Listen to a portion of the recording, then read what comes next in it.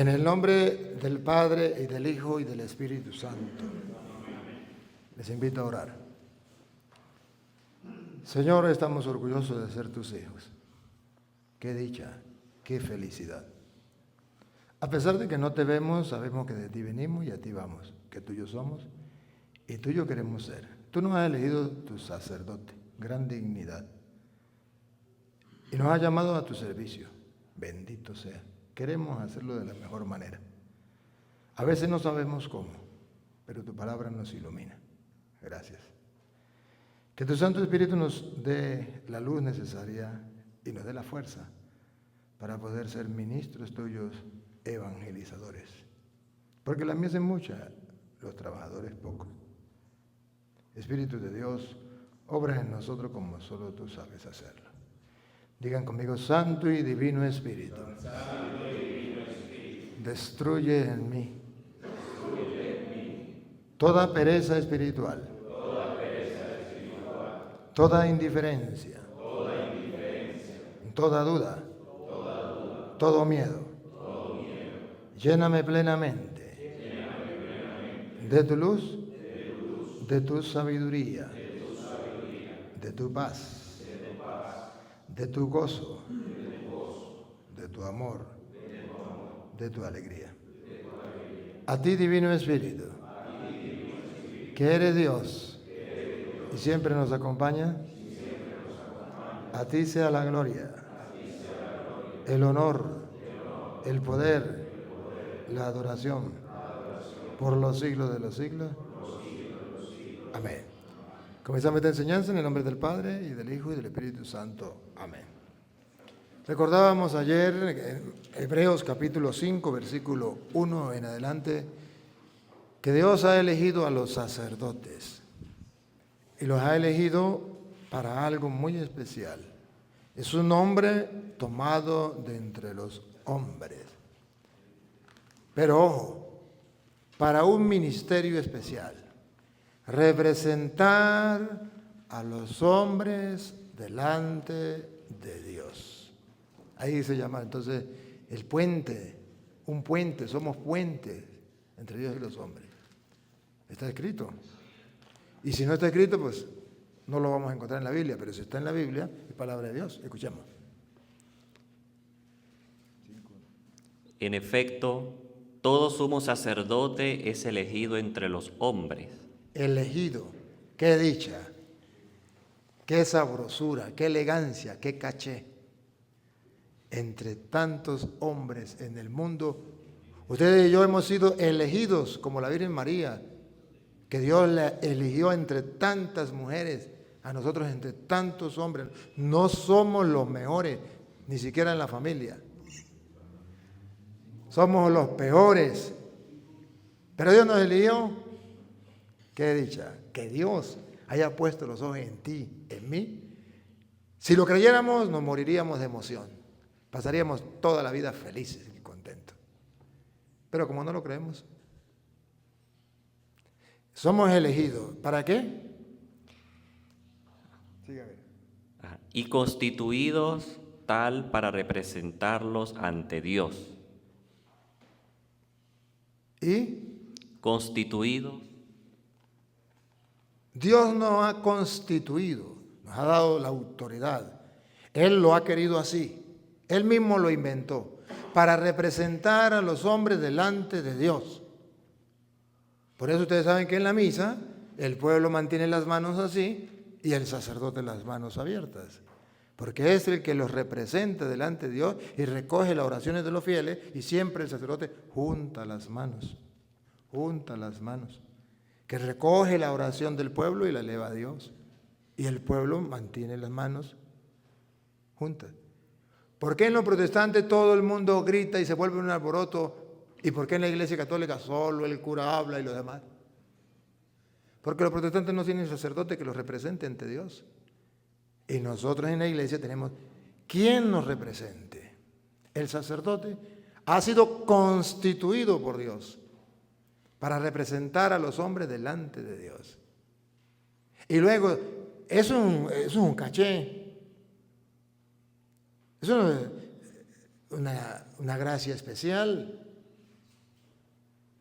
Si quieren, mírenlo en el versículo 4, ¿qué es el 4?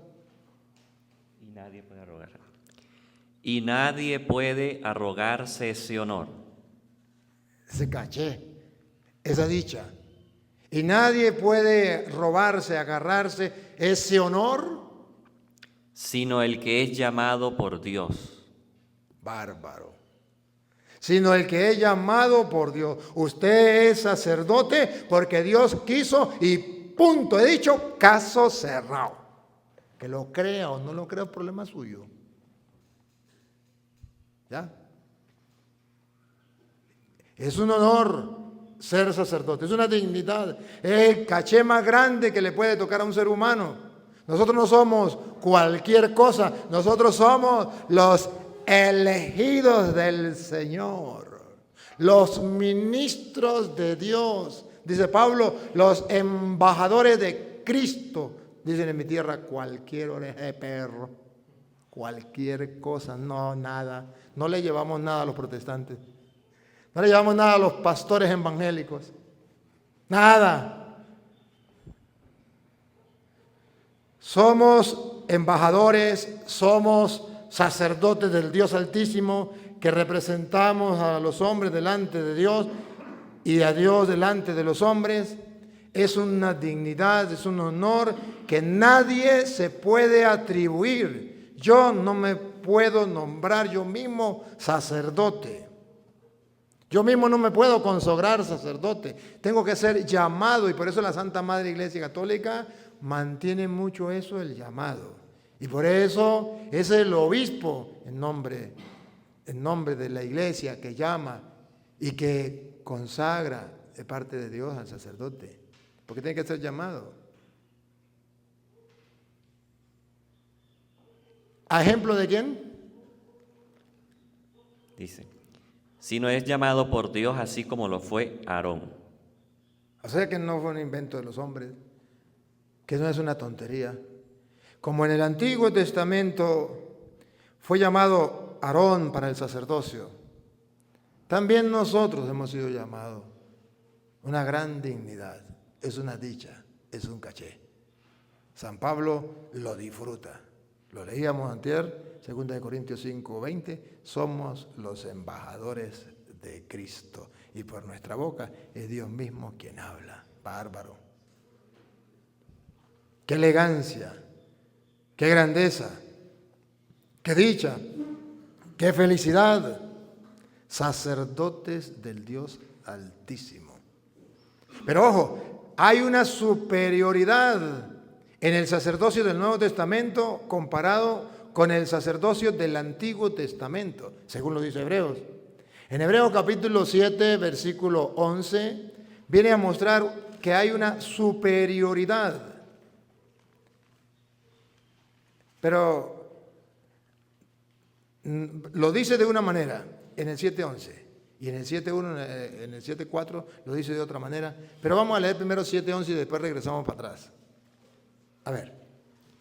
Ahora bien, si la perfección se alcanzara mediante el sacerdocio levítico, subrayen la palabra perfección. Si la perfección se lograra, miren cómo el sacerdocio del Antiguo Testamento no alcanzaba a darnos lo que nos da el sacerdocio del Nuevo Testamento. La perfección que Dios quiere en el ser humano. Que podamos llegar a ser santos, que podamos llegar al reino de los cielos, que el pueblo pueda entrar al reino preparado desde antes de la creación del mundo para todos los creyentes. Si la perfección se hubiese dado por el sacerdocio levítico, por el sacerdocio de Aarón, por el sacerdocio de la antigua alianza, repítalo. Ahora bien, si la perfección se alcanzara mediante el sacerdocio levítico, bajo el cual el pueblo recibió la ley, ¿qué necesidad habría de que surgiera otro sacerdote? ¿Qué necesidad habría? Si ya que él daba la perfección, ¿qué necesidad habría de otro sacerdote? ¿Qué necesidad? No habría ninguna necesidad. Pero si hubo la necesidad, significaba que aquel sacerdocio no era perfecto y que aquel sacerdocio no era lo maximito, que debería venir uno superior, un sacerdocio superior, que sí alcanza la perfección, que sí logra que la gente pueda alcanzar la santidad, el reino de los cielos. Ese es el sacerdocio del cual ustedes y yo participamos, el mismo sacerdocio de Cristo. Qué dicha, qué caché, qué lujo, qué elegancia, qué dignidad. Y si lo creyéramos, ¿cuántas cosas haríamos? Y oigan, como aquello no daba la perfección, hubo necesidad de un nuevo sacerdote. Y luego va a aclarar y va a decir, se cambió por lógica y razonable el sacerdocio. ¿Por qué? Porque aquel no alcanzaba la perfección. Era necesario un sacerdocio que logre la perfección en la gente. Óiganlo.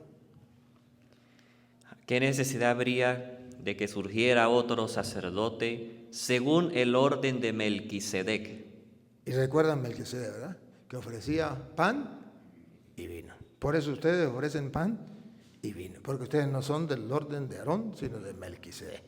Pan y vino a la manera de Melquisedec. A la manera de Melquisedec y no según el orden de Aarón. De hecho, cambiar el sacerdocio implica necesariamente cambiar la ley. Se cambia el sacerdocio y se cambia la ley. ¿Dónde? En la Nueva Alianza. Nuevo Testamento, Nueva Alianza, nuevo sacerdocio. Se cambia. Y ahí es donde usted y yo participamos de ese sacerdocio, que según dice Hebreos, también capítulo 7 y versículo del 4 en adelante, en el 1, ustedes recuerdan, no, leámoslo desde el 1, no importa, vamos a leerlo desde el 1, vamos a tomarnos el tiempito. Cómo habla del sacerdocio de Melquisedec, que es el nuevo sacerdocio que vamos a recibir, pero que es superior al antiguo. Y lo va a decir tan claro, mostrando que incluso el sacerdocio de Aarón, ese sacerdocio que era tan importante, se quedó chiquitico al lado del sacerdocio que usted y yo tenemos. Dale. Este Melquisedec, rey de Salem, sacerdote del Dios Altísimo. De ese sacerdocio participamos ustedes y yo. O sea que nosotros somos sacerdotes del Dios Altísimo. ¿No les dice nada? No les dice nada. A mí me emociona. A mí me fascina. A mí me llena de gozo, de felicidad, de orgullo, pero sano. Y me llama la atención porque si esto es verdad, qué elegancia. Ser sacerdote del Dios Altísimo. No para nuestro bien, para la perfección del pueblo, para representar al pueblo delante de Dios y a Dios delante del pueblo. ¡Qué caché! Versículo 4, pase al 4. Consideren pues cuán grande era este. ¿Qué es lo que vamos a considerar? La grandeza de ese nuevo sacerdocio. La grandeza. Vamos a comparar el sacerdocio del antiguo con el sacerdocio del nuevo. Consideren, valoren, analicen, mediten, pónganlo en una balanza. ¿Cuán grande era el sacerdocio de Melquisedec? Al cual el patriarca Abraham dio la 10ª parte. También los descendientes de Leví, que reciben el sacerdocio, tienen la orden de tomar, según la ley, el diezmo del pueblo, es decir, de sus hermanos, a pesar de que ellos también son descendientes de Abraham. En cambio, Melquisedec, sin ser descendiente de Leví, recibió el diezmo de Abraham y bendijo al titular de las promesas. Aquí viene. Lupita, por favor. Vean la superioridad. Sin lugar a duda. Repítelo. Sin lugar a duda. Por tercera vez. Sin lugar a duda. ¿Le quedan dudas? Es un problema de ustedes. Sin lugar a duda. El menor es bendecido por el mayor. El menor es bendecido por el mayor. Está hablando de Abraham, nuestro padre en la fe. Fue bendecido por Melquisedec. ¿Quién era mayor? Abraham, y aquí es donde está la grandeza de Dios. Que Abraham, siendo el padre en la fe, era en comparación del sacerdocio del Nuevo Testamento de Melquisedec, chiquitico al lado, siendo nuestro padre en la fe. Y ustedes pueden ver cómo hay personas que son como Abraham, tienen una fe muchísima grande, y hay un cura que ni fe tiene, pero tiene el sacerdocio del Señor. Y eso lo hace más grande, según las Escrituras, por el ministerio que tiene. Pero no esa grandeza de soberbia y de orgullo, de someter, de explotar, de humillar, sino en cuanto al servicio, el honor que ha recibido o el ejercicio ministerial que ha recibido. Sigue. Además, aquí reciben el diezmo hombres mortales, mientras que allí alguien de quien se declara que está vivo. Se podría decir también que Leví, que por lo general recibe el diezmo, aquí lo pagó en la persona de Abraham, porque él estaba en las entrañas de su padre cuando Melquisedec salió a su encuentro. Ahora bien, si la perfección se alcanzara mediante el sacerdocio levítico, bajo el cual el pueblo recibió la ley, ¿qué necesidad habría que surgiera otro sacerdote según el orden de Melquisedec? Ahí está la superioridad. Porque aquel no era capaz de llevar al pueblo a la perfección, era necesario uno que lo llevara a la perfección. El de Melquisedec, con pan y vino. Y ahí entonces depende el sacerdocio de nosotros. Porque entonces continuamos con Hebreos 5, donde va como en el 3. Ha sido colocado por Dios para representar a los hombres delante de Él y para ofrecer dones y sacrificios por los pecados. Aquí está entonces, hermanos, el sacerdocio. El sacerdote es el que ofrece dones y sacrificios. Ahora, la pregunta clave, ¿dónde Jesucristo nombró a los apóstoles sacerdotes? Porque yo he buscado en la Biblia, aleluya, gloria al Señor, y no he encontrado en ninguna parte donde diga Jesús a Pedro, te nombro sacerdote. ¿Saben cuál era la función del sacerdote? Según la Biblia, ofrecer dones y sacrificios por el pecado. ¿Y qué fue lo que hizo Cristo en Lucas capítulo 22, versículo 19 con los apóstoles? Nombrarlos sacerdotes cuando les dijo, hagan esto en conmemoración mía. Es un mandato. El sumo y eterno sacerdote, a la manera de Melquisedec, quiso prolongar su sacerdocio en manos de hombres pecadores. Cuando le dijo, esto que yo he hecho, ofrecer dones y sacrificios, siendo Él el sumo y eterno sacerdote, háganlo también ustedes hasta que yo vuelva, dice después Pablo.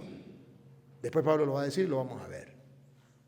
Aquí está entonces, queridos hermanos, Lucas 22, 19, ¿cómo es que usted y yo participamos del sacerdocio de Cristo a la manera de Melquisedec, que ofreció pan y vino? ¿Y dónde es que Cristo le dio la autoridad? Cuando quiso prolongar, porque ahí dice la Biblia que el sacerdote es Cristo. Él es el sumo y eterno sacerdote de la manera de Melquisedec. Sí es verdad. Pero también dice la Biblia que Él prolongó ese sacerdocio cuando le dijo a los apóstoles, hagan esto. Él lo está prolongando. Hagan esto en memoria mía. Esto lo mismo que yo como sacerdote, sumo y eterno sacerdote, a la manera de Melquisedec, con pan y vino, he hecho. Vamos a ver. Después tomó el pan. Tomó el pan. Como Melquisedec, sacerdocio a la manera de Melquisedec. Dio gracias, lo partió y lo pasó a ellos diciendo, este es mi cuerpo que he entregado. Ofrenda. Que es entregado, ofrenda. ¿Cuál es la función del sacerdote? Ofrecer ofrendas y sacrificios por el pecado. Aquí está la ofrenda. Tomen, coma, esto es mi cuerpo que es entregado, ofrenda. Los está nombrando sacerdotes. Mira, todavía, hasta ahora está haciendo el ejercicio. Tomen, coma, esto es mi cuerpo que es entregado. Él es el sumo sacerdote. ¿Cómo sabemos? El sumo sacerdote ofrece dones. Ahí está el don, su cuerpo. Y sacrificio. Después va a agarrar el cáliz y va a decir, esta es mi sangre. Sacrificio. Y como prolonga, hagan esto. Dale. Este es mi cuerpo que he entregado por ustedes. Hagan esto en memoria mía. ¿Qué ven ustedes ahí? Hagan esto, otra vez. Hagan esto en memoria mía. Que me refute un protestante. Que me diga que esto es mentira. Que eso es invento del Papa. Que solamente Jesucristo puede hacerlo. Porque Él es el único sumo y eterno sacerdote y a la manera de Melquisedec. Ciertamente Él es el sumo y eterno sacerdote. Pero nosotros participamos de ese sacerdocio cuando Él dijo, esto háganlo en memoria mía. Y en memoria mía tiene dos connotaciones. Una, la connotación protestante. Hagan esto en memoria mía, que significa, es un mero recuerdo. Recuerden, un recuerdo. Jesús hizo eso y recuérdenlo. ¿Para qué sirve ese recuerdo? ¿De qué le sirve? Y la connotación teológica católica que usa San Pablo. Hagan esto en conmemoración mía no significa un mero recuerdo. Significa un recuerdo para obedecer al pie de la letra lo que Él mandó. Y si creen que es mentira, no me pierda aquí. Primera de Corintios, capítulo 11, versículo 23. ¿Qué hace San Pablo? La Eucaristía, ¿cómo la hace? ¿A la manera de los protestantes como un mero recuerdo? ¿O a la manera de la teología católica como un recuerdo de la orden, mandato de Jesús? Hagan esto con la disponibilidad de obedecer y cumplir lo que Él ha mandado. ¿Cómo lo hacemos? Primera de Corintios capítulo 11 versículo 23. Porque yo recibí del Señor. A ver, San Pablo está haciendo un mero recuerdo. Ciertamente que está recordando. Recuerdan que el Señor hizo esto en la última cena, ahorita lo va a decir. Porque yo recibí del Señor. Él está recordando. Ojo, Pablo no conoció a Jesús. Entonces, ¿cómo lo recibió del Señor? La sucesión apostólica, la tradición apostólica. Yo recibí del Señor. Ahora vean ustedes que lo que Jesús dijo se tiene que cumplir. Yo recibí del Señor. Él no lo recibió del Señor. Mentiroso. Ah, no, mentiroso no. ¿Por qué dice lo recibió del Señor? Porque recibirlo de los apóstoles, de los sacerdotes que Jesús dejó, de los ministros que Jesús dejó, es recibirlo del mismo Señor. Ah, entonces no está diciendo mentira. Lo que está diciendo teológicamente es que hay ministros verdaderos de Cristo como si fuera el mismo Cristo. Por eso se llama en persona de Cristo. Yo recibí del Señor. No lo recibió del Señor, lo recibió de un sacerdote en persona de Cristo. Yo recibí del Señor, ¿qué? Lo que les he transmitido. Lo que les he transmitido. Ahora vamos a ver si Pablo recibió un mero recuerdo y transmitió un mero recuerdo o está dispuesto a obedecer lo que Jesús dijo, hagan esto en memoria mía. En memoria mía significa porque Él lo mandó. Y por eso Pablo dice, yo recibí del Señor, Él lo mandó y yo lo hago y les digo a ustedes cómo lo tienen que hacer. ¿Y qué fue lo que está diciendo Pablo que recibió del Señor? ¿Está haciendo memoria de qué? Hagan esto en memoria mía, en conmemoración mía. ¿Qué memoria está haciendo Pablo? Dale. Que el Señor Jesús, la noche en que fue entregado, tomó pan. Entonces Pablo está haciendo memoria. Hagan esto en memoria mía. Pero no una memoria como los protestantes, un mero recuerdo. Sino una memoria sabiendo de que efectivamente lo que Jesús dice se cumple. Pero además, sabiendo que se prolonga el sacerdocio de Cristo, el sacerdocio y la manera de Melquisedec. Hagan esto, prolónguenlo. Siga. Y dando gracias lo partió y dijo, esto es mi cuerpo. Exactamente, recordó que era sacerdote a la manera de Melquisedec. Tomó pan, ofreció dones. Esto es mi cuerpo. Que se entrega por ustedes. Ofrenda. Hagan esto en memoria mía. Entonces Pablo está diciendo, ¿qué es la memoria? No un simple recuerdo, sino la actualización real de lo mismo que hizo Cristo. Siga. De igual manera, después de cenar, tomó la copa y dijo, El vino a la manera de Melquisedec. Ojo, y recuerden que Pablo estaba escribiendo, ¿a qué época más o menos? 30 años, no vamos a pelear, si quieren menos o quieren más, pónganle. Después de que Cristo había muerto, cuando Pablo escribe esto. Después tomó el cáliz. esta copa es la nueva alianza en mi sangre. Ahí está. Sacrificio, sangre. El sacerdote que era, el que ofrecía dones y sacrificios. ¿Para qué era? Para el perdón de los pecados. Esta copa Es la nueva alianza en mi sangre. se cambió entonces el sacerdocio, se cambió la ley, se cambió la alianza. Cada vez que la beban, La prolongación, vean la prolongación. Cada vez que la beban, se puede hacer, se puede repetir, hay que hacerlo varias veces. hagan esto en memoria mía. Pero no olviden que lo tienen que hacer como yo lo mandé. Por eso cuando usted y yo pronunciamos la palabra de la consagración, inclinamos la cabeza. Porque son las palabras textuales de Cristo. Siga. Por eso, cada vez que comen este pan y beben de esta copa, Analicen. Cada vez que se celebre la Eucaristía, cada vez que se prolongue esto, cada vez que hagan ustedes de sacerdotes a la manera de Melquisedec por la orden que dijo Cristo, háganlo cada vez que coman de este pan y beban de este pan y beban de esta copa, no de la de los protestantes, no cualquier pan, no cualquier copa, como dicen los protestantes, galleta con Coca-Cola, no, de esa no, de esta, de la que dejó Cristo, de la que los apóstoles transmitieron de generación en generación y recibiendo el orden sacerdotal, la orden, por eso se llama orden, háganlo. Sepan que ustedes están ordenados. Vayan, miren el cuarto, a ver si está ordenado. Desordenado. Y entonces, ¿de qué orden estamos hablando? No orden de ordenar las cosas, sino orden de mandato. Usted recibió la orden, el mandato, háganlo. Y usted tiene la potestad de hacerlo. Pero se llama ordenación sacerdotal. Tiene la orden del sumo sacerdote de prolongar lo que él quería hacer con pan y vino, su cuerpo y su sangre.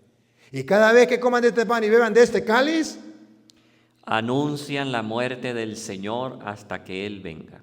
estamos entonces anunciando la muerte del Señor. ¿Hasta cuándo? Hasta que Él venga. ¿Se da cuenta cómo se prolonga? ¿Hasta cuándo? Se prolonga hasta que Él venga, dice Pablo. Entonces aquí hemos sido constituidos sacerdotes del Dios Altísimo para prolongar lo mismo que Jesucristo nos dejó. Hagan esto en memoria mía, para el perdón de los pecados, para la salvación del mundo. De modo que usted y yo somos instrumentos en manos de Dios para salvación de la humanidad. Y ahí, según San Pablo, ahí en eso que usted y yo hacemos, misteriosamente, milagrosamente, como en las bodas de Caná, la sustancia, agua, se transforma en vino. Solo por obedecer la palabra de Jesús. ¿Recuerdan? 2:5. Hagan lo que Él les diga. ¿Y cómo? ¿Adivinen cómo fue que se transformó el agua en vino? Jesús le dijo, llenen las tinajas de agua. ¿Qué hicieron los sirvientes? La llenaron. ¿Qué pasó? Obedecieron la palabra. ¿Ahora qué hacemos? Llévensela al mayordomo. ¿Qué hicieron? Obedecieron su palabra. La llevaron al mayordomo. Y la Biblia se toma la molestia de decir, el mayordomo sin saber de dónde procedía. ¿Y se acuerdan la aclaratoria que hace Juan? Los sirvientes sí que lo sabían. ¿Qué sabían los sirvientes?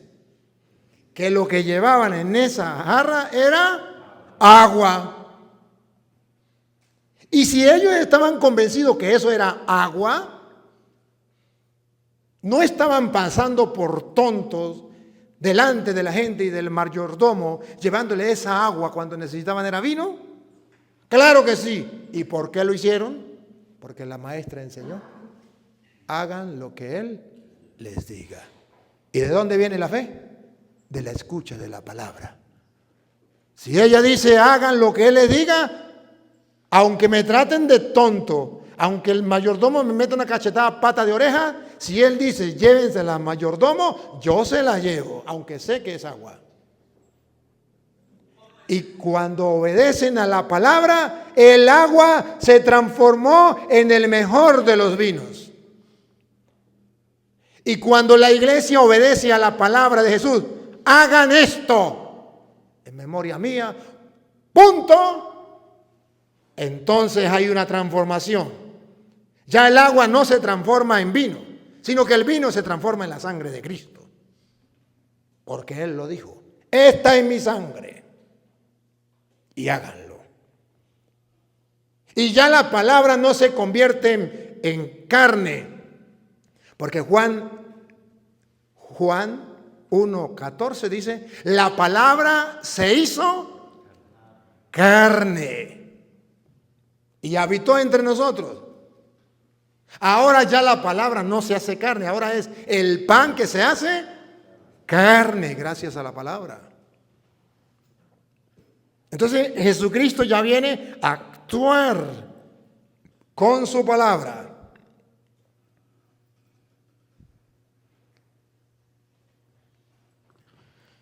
Y viene la pregunta, ¿y cómo será eso? ¿Se acuerda que esa fue la pregunta de la Virgen María? Cuando se encontró con algo que él le dijo, mire, y vas a concebir y a dar a luz un hijo y le pondrás por nombre, no, él será grande, será llamado Hijo del Altísimo. El Señor Dios le dará el trono de David su padre. ¿Se acuerdan, no? Lucas 1:31 en adelante. Entonces ella dice, ¿y cómo será eso puesto que yo no conozco varón? O sea, esto es imposible, esto no se puede hacer, esto no es normal, esto es fuera de lo normal. ¿Cómo será esto? El ángel le dijo lo que el sacerdote, cuando le llegue la duda a su cabeza y está consagrando, las mismas palabras. El Espíritu Santo vendrá sobre ti y el poder del Altísimo te cubrirá con su ¿qué? Con su sombra. Y el versículo 37, porque para Dios no hay nada imposible. Cuando en el 35 le dice, el Espíritu Santo vendrá sobre ti, Lucas 1:35, y el poder del Altísimo te cubrirá con su sombra, en el 37 le dice, porque para Dios nada es imposible, en el 38 ella se rinde. He aquí la esclava del Señor, hágase en mí según tu palabra. Y decimos en el Ángelus, y la palabra se hizo carne y habitó entre nosotros. Después que ella dijo, hágase en mí según tu palabra. No por no por gana de molestar cuando usted va a consagrar. ¿Se acuerda? Santo eres en verdad, Señor, fuente de toda santidad. Santifica con la efusión. ¿Cómo será eso? ¿Cómo es que será eso? ¿Cómo será ese milagro? ¿El Espíritu Santo? ¿Y el poder del Altísimo?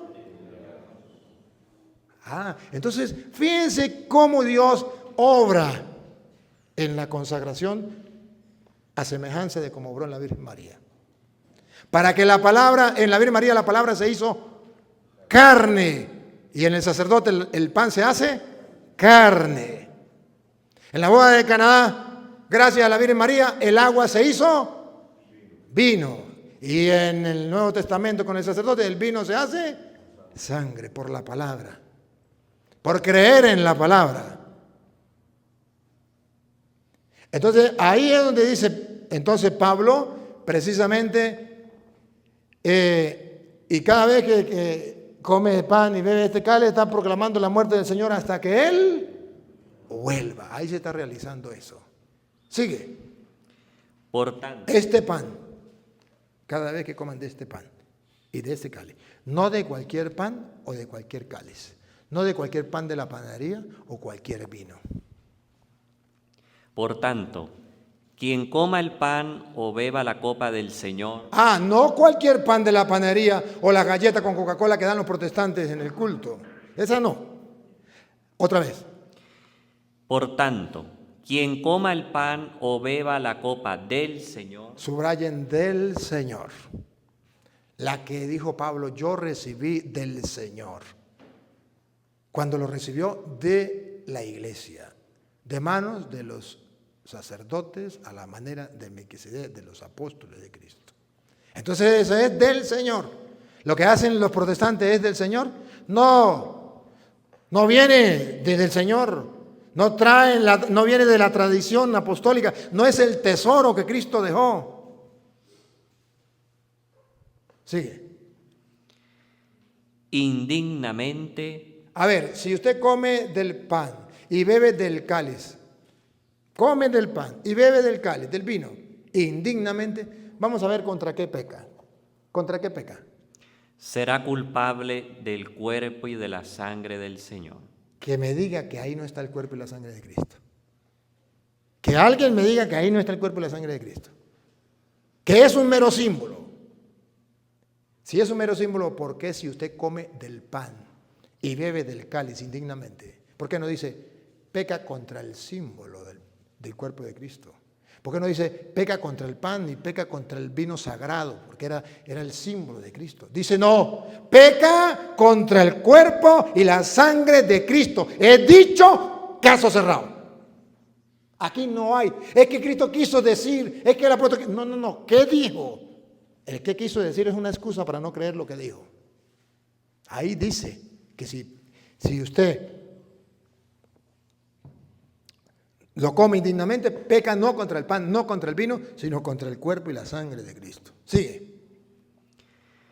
Examínese cada uno a sí mismo.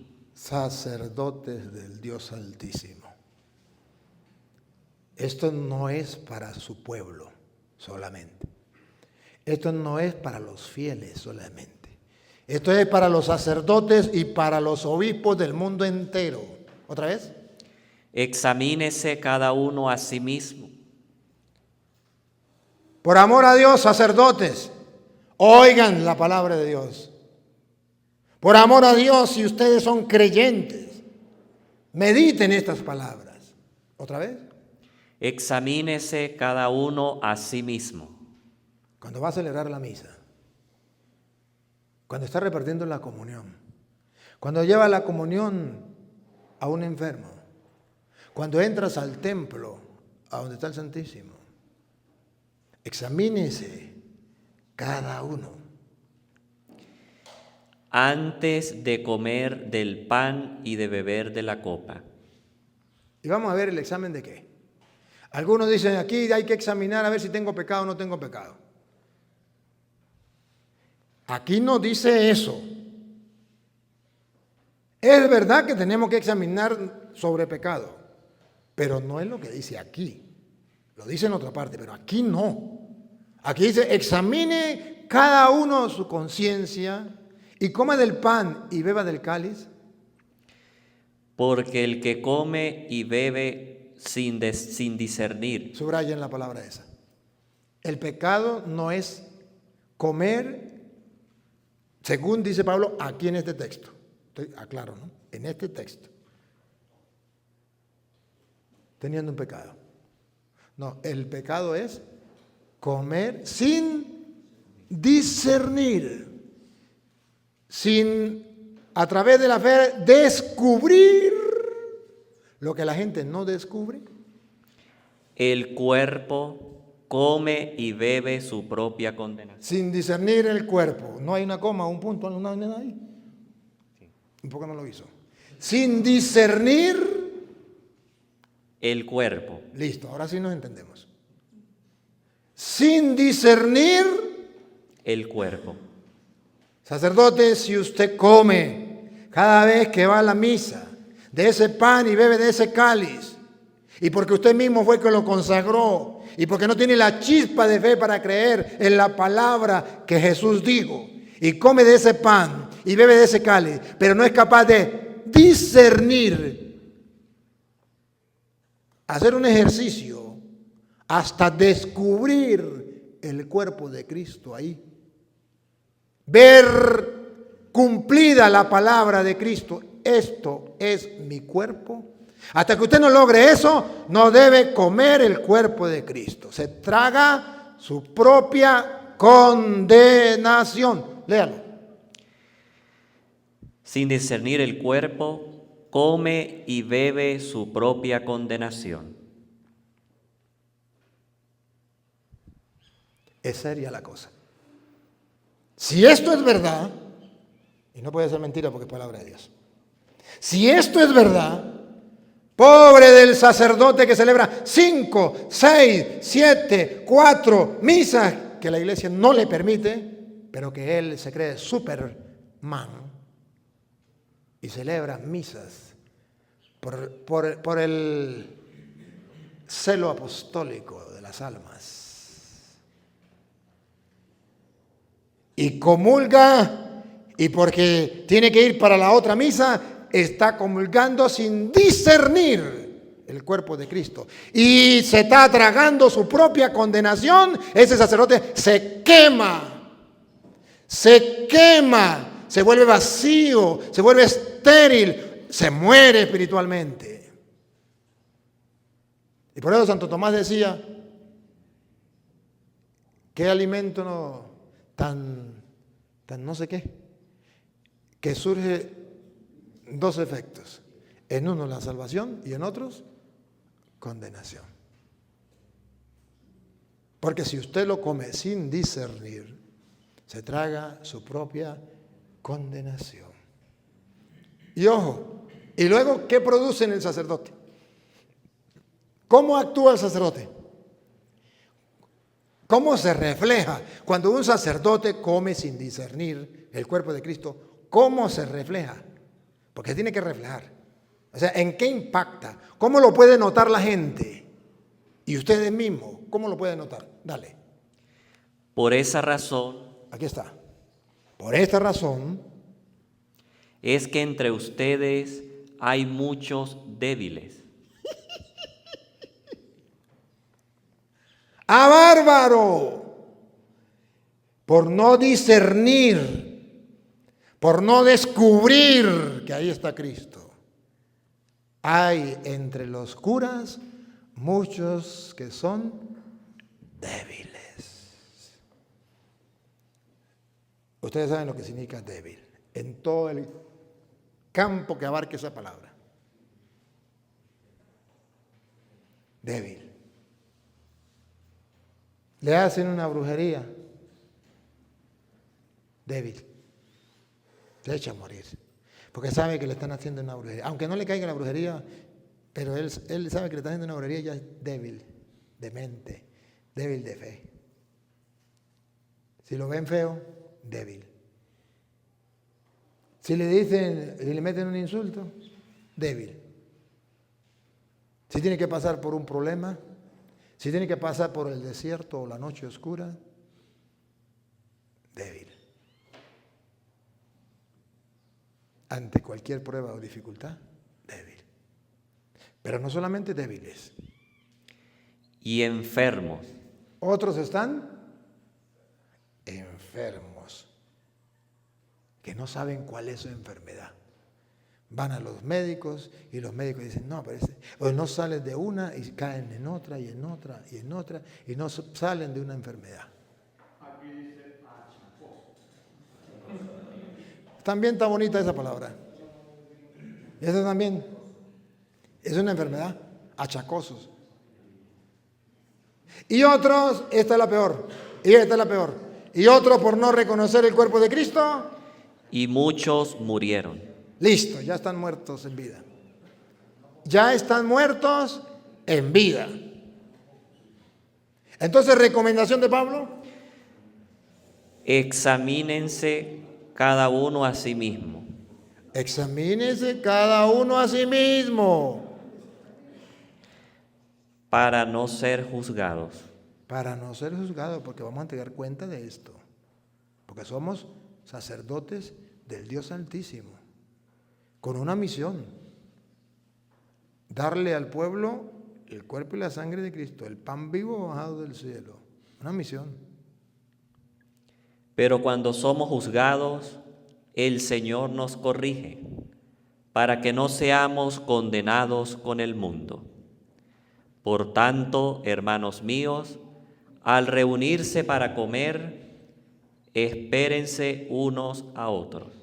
Entonces, tenemos que estar unidos en la común unión, unos con otros. Entonces somos sacerdotes a la manera de Melquisedec. Y esa dicha, según dice el libro de Levítico, capítulo 21, versículo 8 en adelante, nos hace a ustedes y a mí responsables del alimento del pueblo, dándoles a comer nada más ni nada menos que el pan de Dios. Y eso, Levítico 21:8, nos hace responsables de darle al pueblo a comer el pan de Dios, pero además nos hace a nosotros santos. No porque no tengamos pecado, sino porque trabajamos con lo sagrado. Escuchen. Lo considerarás santo. Un poquitico más atrás, el 7b.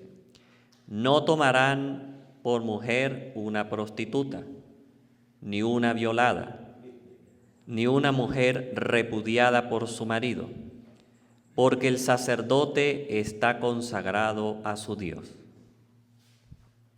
Porque el sacerdote está consagrado a su Dios. Lo considerará santo. A ver, sacerdotes. A ver, si esto es verdad, si esto, y no puede ser mentira porque es palabra de Dios. Si esto es verdad, ¿cómo tenemos que considerar al sacerdote? Santo. A ver, si quiere echar una miradita al que está al lado suyo. ¿El que está al lado suyo qué es? Sacerdote. ¿Y qué dice la Biblia? Ese sacerdote que está al lado suyo es un santo. ¿Dice ahí? Ahí no dice que es un santo. Lea. Lo considerarás santo. ¿Es un santo? No. ¿Qué dice la Biblia ahí? Lo considerarás santo. A tu hermano sacerdote de la parroquia de al lado, ¿qué? Lo considerarás santo. ¿Es un santo? No. No. A ese que le está haciendo la guerra, que lo está insultando, que lo está calumniando, que le está haciendo el cajón con el obispo para que lo cambien o para que lo humillen, para que lo desprecien, para lo que sea. ¿Es un santo? No. ¿Pero tú? Lo considerarás santo. Bárbaro. Bárbaro. ¿Cómo considera a tus hermanos sacerdotes? ¿O te cree la última Coca-Cola del desierto y el único aquí santo soy yo? Fariseo hipócrita, raza de víbora, sepulcro blanqueado. Por fuera muy bonito, pero por dentro podridos.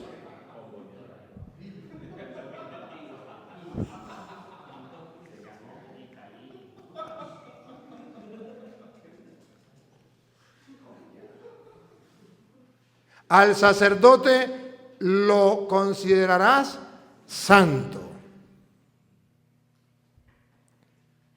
Y eso vale para el obispo. Al obispo lo considerarás santo. ¿Es un santo? No. Pero lo considerarás santo.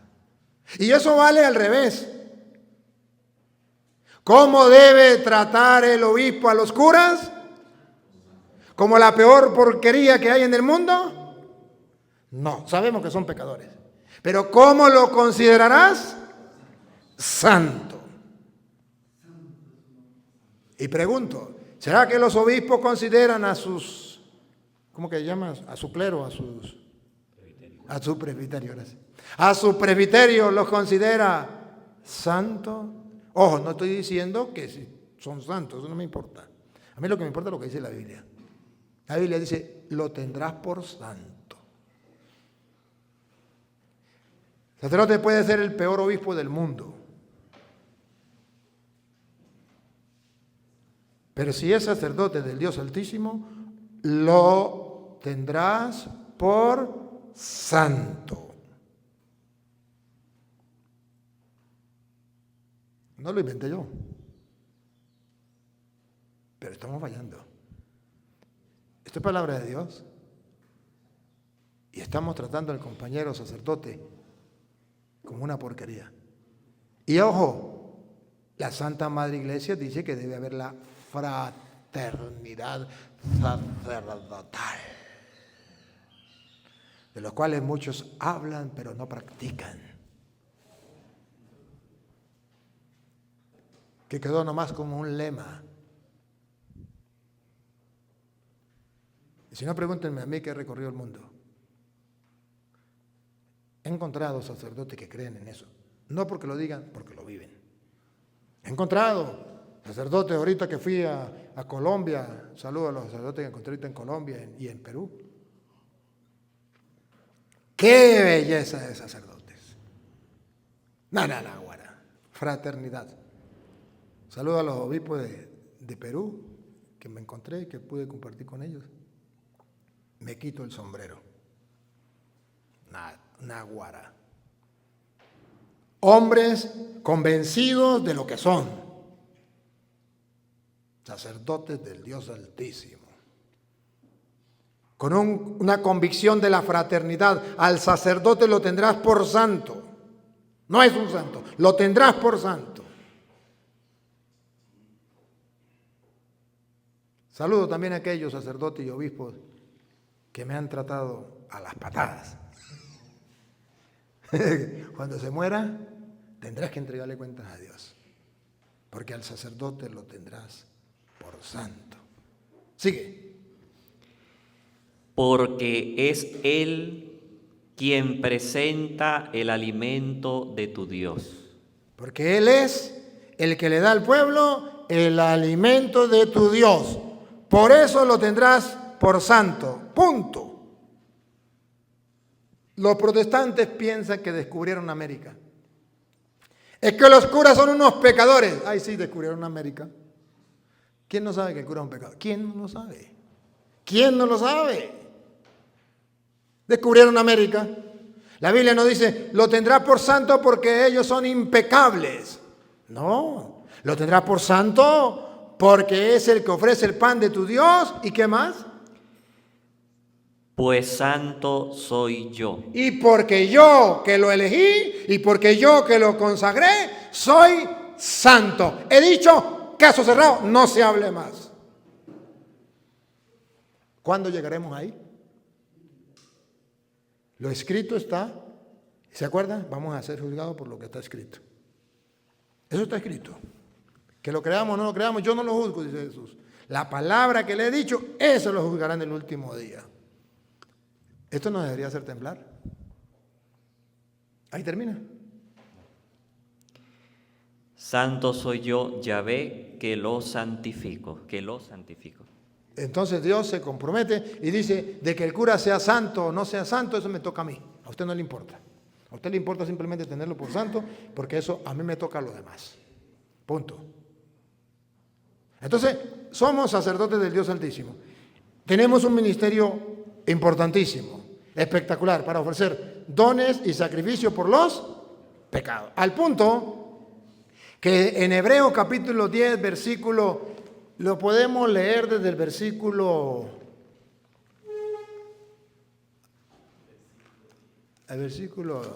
si leemos el 9, vamos a leer 9 y 10.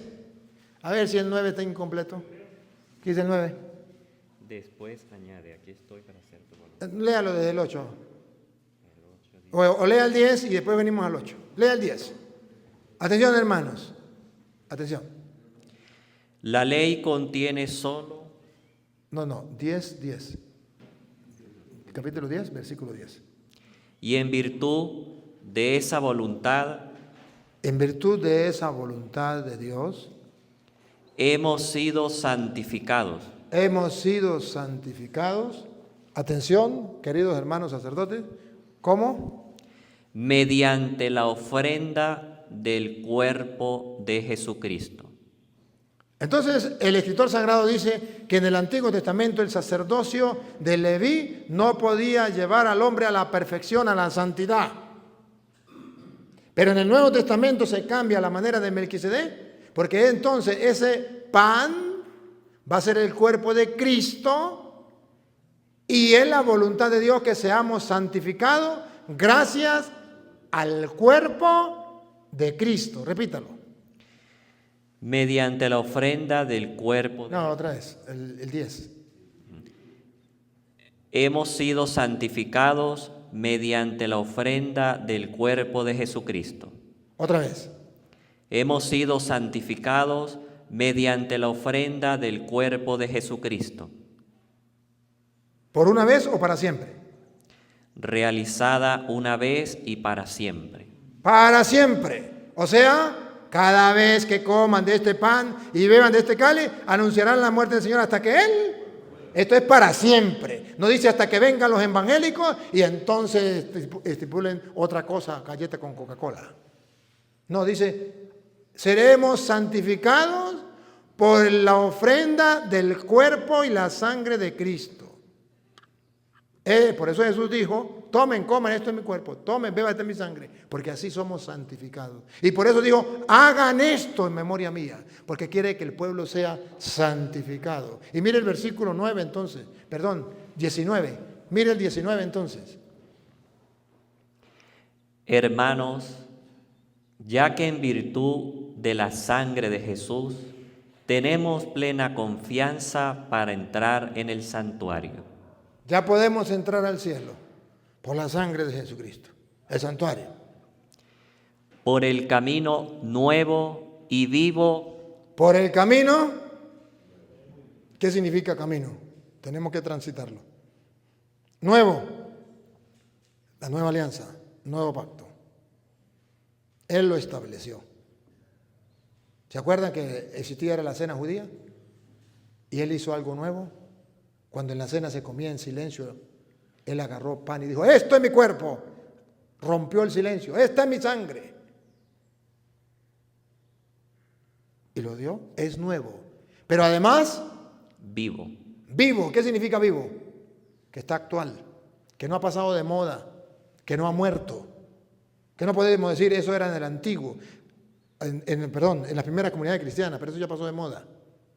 Ya llegaron los evangélicos, ahora nos vamos a la cena del Señor de los protestantes, porque esto ya cesó, ¿no? Esto no cesó.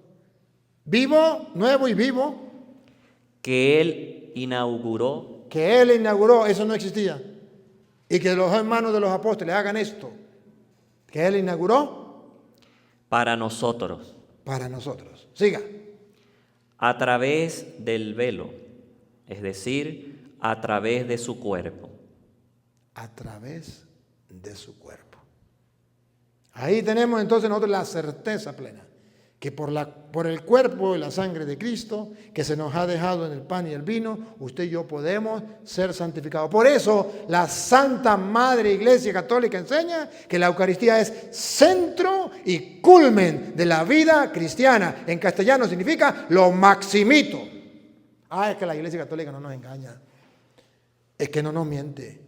Es que la doctrina de la Santa Madre Iglesia es la única que está sustentada en la Sagrada Escritura. Y se lo digo con autoridad. Ningún protestante en el mundo me puede demostrar a mí que su doctrina está sustentada en la Biblia. Ninguno. Ahora miren la importancia de la apologética. De usted poder conocer la fe. El Papa San Juan Pablo II, en el Redentor del Hombre, decía que eran 4 deberes para con la fe. Conocerla, vivirla, darla a conocer y defenderla. Eso se llama apologética. Que para el mundo de hoy la apologética es pelear. Digan lo que les dé la gana. Pero la apologética es esto. Conocer mi fe para vivirla, disfrutarla, darla a conocer y defenderla. Pero si no la conozco, ¿cómo la voy a defender? Si no la conozco, digo, eso es lo mismo. Ser testigo de Jehová, Pentecostés, al fin y al cabo el mismo Dios. La ignorancia es atrevida. Pero sacerdotes como ustedes no, los que no vinieron, dicen eso. Obispos dicen eso. Estamos perdiendo la fe. No creemos en las Escrituras. Somos sacerdotes del Dios Altísimo para ofrecer dones y sacrificios por los pecados. El don, el del cuerpo y la sangre de Cristo. El pan vivo bajado del cielo del que dice Cristo. Allá en Juan capítulo 6, versículo 51, léalo, Juan 6, 51, yo soy el pan vivo bajado del cielo. Si alguno come de este pan, vivirá para siempre. ¿Qué dice Levítico? El sacerdote es el que da a los fieles el pan de su Dios, el alimento de su Dios. ¿Qué dice Cristo? Yo soy el pan de vida que ha bajado del cielo. Si alguno come de este pan, vivirá eternamente. ¿Y el pan qué es? Y el pan que yo les daré es mi carne para la vida del mundo. Listo. ¿Qué no entienden? ¿Qué no entienden? ¿Qué es lo que no entienden de ahí? Yo soy el pan vivo bajado del cielo. Ese pan es el que usted y yo repartimos. Que recuérdenlo, que eso está en el capítulo 6, 51. Pero recuerda cómo comenzó el 6, la multiplicación de los panes. 6.1, ¿no recuerdan? 6.1. Y no recuerdan que dijo, no, vamos a recordárselo porque no lo van a recordar. 6.1. Ustedes van a ver que exactamente lo hacen la multiplicación de los panes. Después de esto, Jesús se fue a la otra ribera del mar de Galilea, el de Tiberíades. Lo seguía mucha gente, porque había visto las señales que hacía sobre los enfermos. Jesús subió al monte y se sentó junto con sus discípulos. Estaba cerca la Pascua, la fiesta de los judíos. Subráyenlo, no lo olvide, porque eso era lo importante en el Antiguo Testamento y la Eucaristía viene a superar eso. Por eso dice, estaba cerca la Pascua de los judíos. Jesús levantó los ojos y vio que mucha gente venía hacia él. Todos los que siguen a Jesús se deben alimentar de la Eucaristía. Pero usted verá que Jesús dice, denle ustedes de comer. Toda esa gente que sigue a Jesús, Jesús divisó y vio que mucha gente lo seguía. ¿Cómo va a alimentar a los que lo siguen, a los cristianos que lo siguen? Dale. Entonces dijo a Felipe, ¿dónde compraremos pan para que puedan comer todos estos? Toda la gente que lo sigue a Él, ¿cómo los va a alimentar? Lo decía para ponerlo a prueba, Subrayen lo que viene. porque sabía lo que iba a hacer. ¿Qué iba a hacer para alimentar a todos sus seguidores? Les iba a dejar la Eucaristía, el pan vivo bajado del cielo. El que coma de este pan vivirá para siempre. El pan que yo haré en mi carne. Él lo sabía lo que iba a hacer. El pobre Felipe no sabía. Y eso sí era un símbolo. Miren la diferencia. El símbolo era la última cena. Perdón. El símbolo era la multiplicación de los panes. Eso sí era un símbolo de la Eucaristía. Sigue. Felipe le respondió: ni 200 denarios de pan son suficientes para que cada quien reciba un pedazo. Con 200 denarios, monedas de plata, se compraba mucho pan, pero no era suficiente para todos los que seguían a Cristo en todas las épocas, en todos los siglos. Uno de sus discípulos, Andrés, hermano de Simón Pedro, le dijo: aquí hay un joven que tiene consigo 5 panes de cebada y 2 pescados. No sea tonto. Si 200 monedas de plata no alcanza para darle comer a esta gente, ¿qué viene usted con 5 panes? Para 5,000 hombres, sin contar mujeres y niños. ¿Se la fumó verde o qué? Pero vean ustedes cómo la Biblia está mostrando que ese es el símbolo de lo que será la Eucaristía. Que la Eucaristía no es cuestión humana, no es cuestión terrestre, de cuestión de dinero o material, que es algo espiritual y que se vale de algo material sencillo, 5 panes para 5,000 hombres, y va a decir sin contar mujeres y niños. Y ustedes saben que la mala hierba es la que más abunda. O sea, mucho más mujeres que hombres. ¿Y qué van a hacer con 5 panes? Ahí está lo que parece insignificante de la Eucaristía. Algo tan insignificante, pero es algo divino. Algo bendito por Dios, que después de que se bendice y se consagra, alimenta a todos y sobra. Pongan cuidado. ¿Pero qué es eso para tantos? Jesús le respondió: hagan que las personas se sienten. Había en el lugar mucha hierba y se sentaron. Eran unos 5,000 hombres. Entonces Jesús tomó los panes, dio las gracias y los distribuyó a los que estaban sentados. De igual forma hizo con los pescados, distribuyéndoles todo lo que quisieron. Cuando se saciaron, dijo a sus discípulos: recojan los pedazos que sobraron, para que no se pierdan. Los recogieron y juntaron 12 canastos con los pedazos de los 5 panes de cebada que sobró de los comensales. Sobraron, comieron y sobró. Pero ¿saben qué, hermanos? Esto se logra entender, y así lo dijo Jesús, versículos anteriores, 5:39, solo y únicamente solo si escudriñamos las Escrituras. Y debemos escudriñarla hasta llegar a descubrir qué es lo que Dios nos quiere mostrar. Investiguen las Escrituras. Sacerdotes, oigan, otra vez. Investiguen las Escrituras. Sacerdotes, oigan lo que les dice Dios. Investiguen las Escrituras, ya que ustedes piensan que tendrán vida eterna en ellas. Así nos ha enseñado, es palabra de Dios. Sigue. Ellas dan testimonio de mí. ¿Para qué vamos a investigar las Escrituras? Para conocer a Cristo. Razón tenía San Jerónimo. Desconocer las Escrituras es desconocer a Cristo. Escudriñen las Escrituras, estudien las Escrituras. Ellas dan testimonio de mí. Ustedes pueden creer en mí, me pueden conocer, me pueden amar, me pueden servir, porque ellas dan testimonio de mí. Ahora, ¿cuál es la queja? ¿Cuál es la queja? Oigan la queja de Dios para con los sacerdotes. Y sin embargo, ustedes no quieren venir a mí. ¡Ah, bárbaro! No quieren venir a mí. ¡Ah, bárbaro! No quieren venir a mí. ¿Y qué nos estamos perdiendo si no escudriñamos las Escrituras hasta llegar a Cristo, a lo que Él dijo y hacerlo como Él lo dijo? Para tener vida. Nos estamos perdiendo la vida.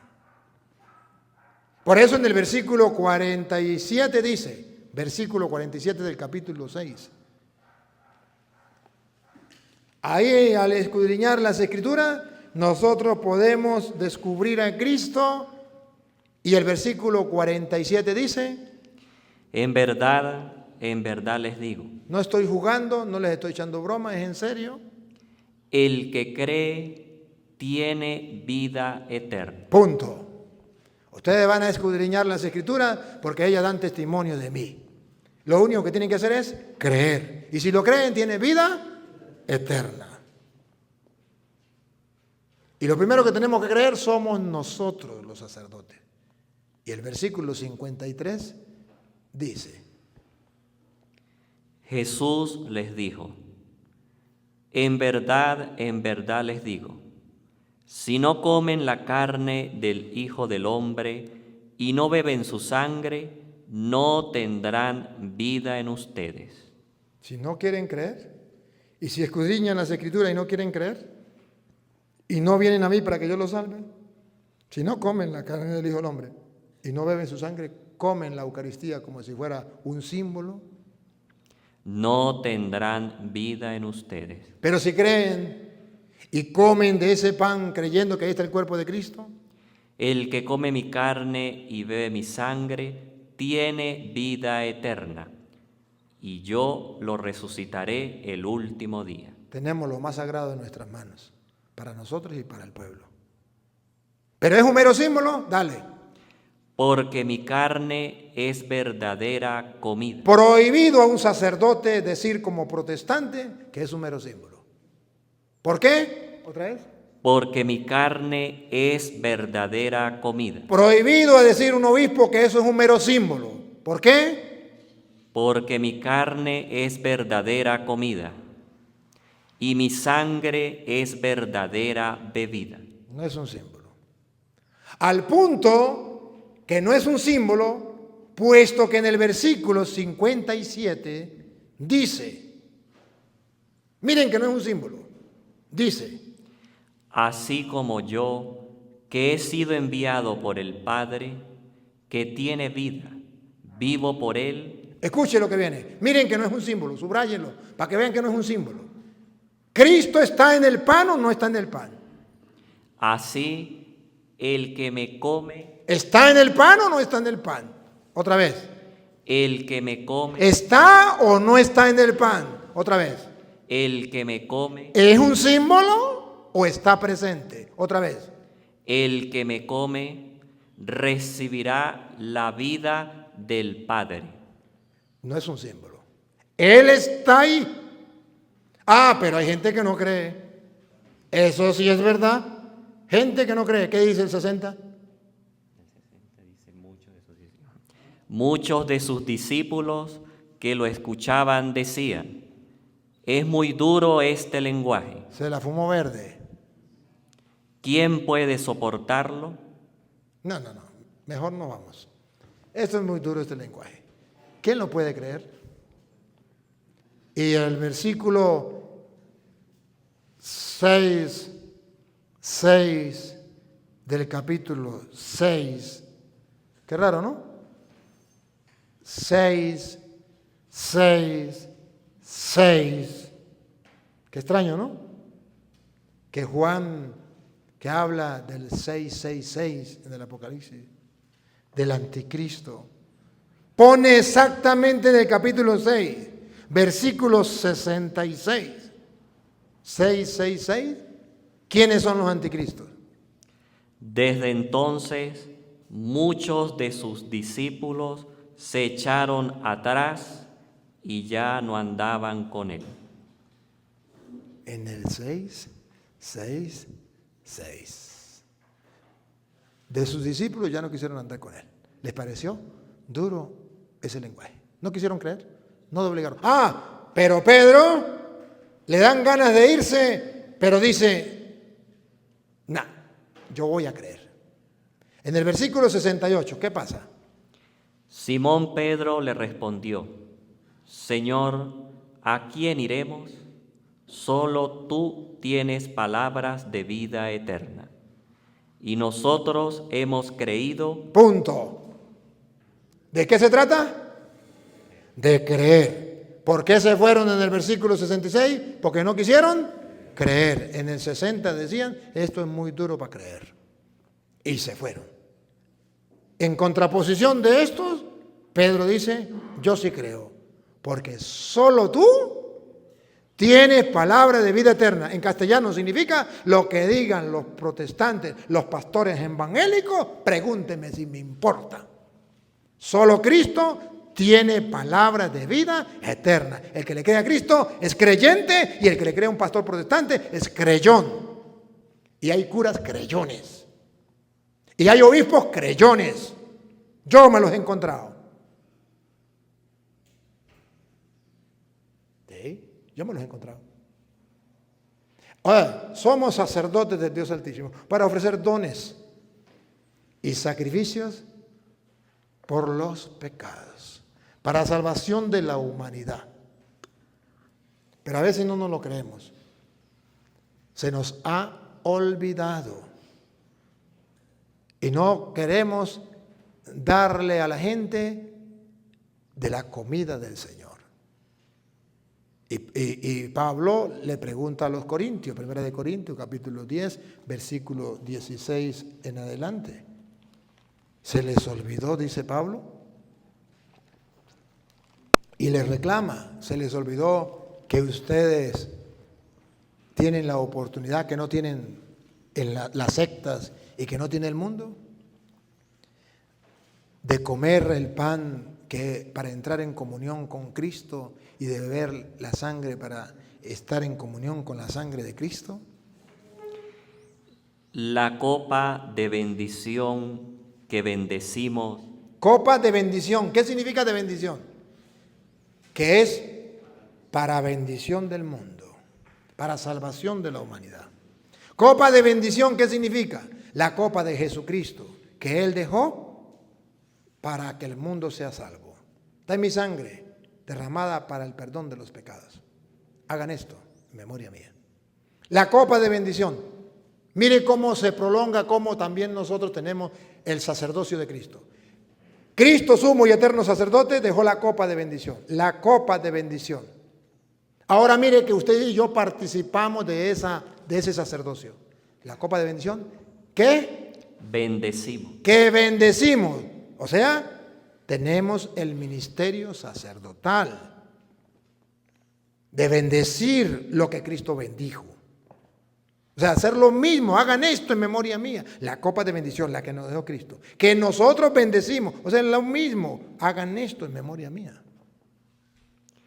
¿No es comunión con la sangre de Cristo?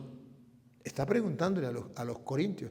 Ya se les había olvidado que eso era comunión con la sangre de Cristo. ¿Y el pan? ¿Y el pan que partimos no es comunión con el cuerpo de Cristo? El versículo 20. No. Digo que los...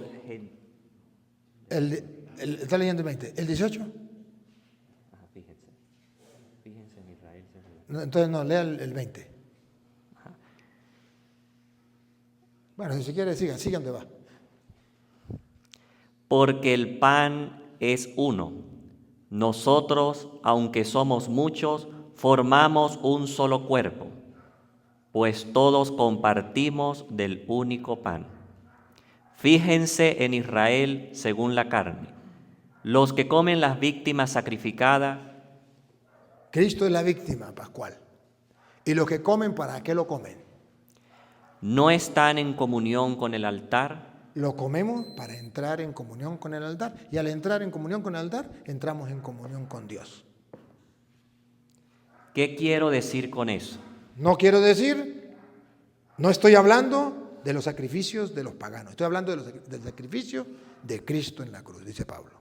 No quiero decir ¿Que la carne sacrificada a los ídolos es algo? ¿O que los ídolos... No, creo que lo llaman. Ahí hay pregunta. ¿Sí?